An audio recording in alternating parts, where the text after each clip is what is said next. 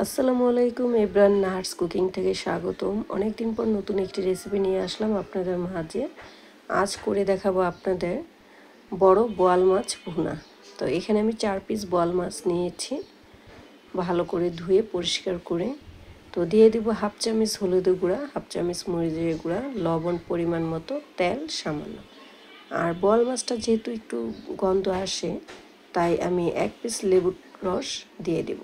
দিয়ে ভালো করে হাত দিয়ে মেখে ম্যারিনেটের জন্য রেখে দেব 5 মিনিটের জন্য। তো 5 মিনিট পর ফিরে আসলাম। এখানে আমি একটি কড়াইতে তেল দিয়ে দিয়েছি, তেলটা গরম হয়ে গেছে, মাছগুলি দিয়ে দিলাম সবগুলো। এখন ভাজা হয়ে গেছে, এক পাশ উল্টিয়ে দিব। তো ভালো করে বাদামি করে ভেজে নিয়েছি মাছগুলি। পরিমাণ মতো একটি কড়াইতে তেল দিয়ে দিলাম। এখানে তেলটা গরম হয়ে গেছে, পেঁয়াজ বাটা, রসুন বাটা, আদা বাটা একসাথে আমি পেস্ট করে নিয়েছি, সেগুলি দিয়ে দিব। তো সাথে দিয়েছি হলুদের গুঁড়া, মরিচের গুঁড়া, লবণ পরিমাণ মতো, জিরা হাফ চামচ করে। আর সাথে দিয়ে দিব টমেটো পেস্ট করা 1 চামচ। তো দিয়ে ভালো করে এবার মশলাটা আমি কষিয়ে নিব। তো মশলাটা কষানো হয়ে গেছে, এবার গরম পানি করে রেখেছিলাম পরিমাণ মতো, সেটা দিয়ে দিব আমি।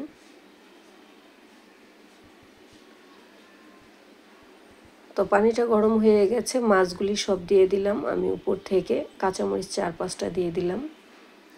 দেখেন মাছটা কিন্তু অনেকটা আমার রান্না হয়ে গেছে এবং একটু মাখা মাখা হয়েছে, ঝোলটা একটু মাখা মাখা রাখবো। বোয়াল মাছের ঝোলটা একটু মজাই লাগে খেতে। তো হয়ে গেল মজাদার ঝটপট বোয়াল মাছের ঝোল বা ভুনা টমেটো দিয়ে। তো এভাবে মজার মজার রেসিপি পেতে আমার এই নার্স কুকিংয়ের সাথে সবাই থাকবেন। আবার কোনো নতুন রেসিপি নিয়ে আসবো আপনাদের মাঝে। এই পর্যন্ত সবাই ভালো থাকবেন, সুস্থ থাকবেন।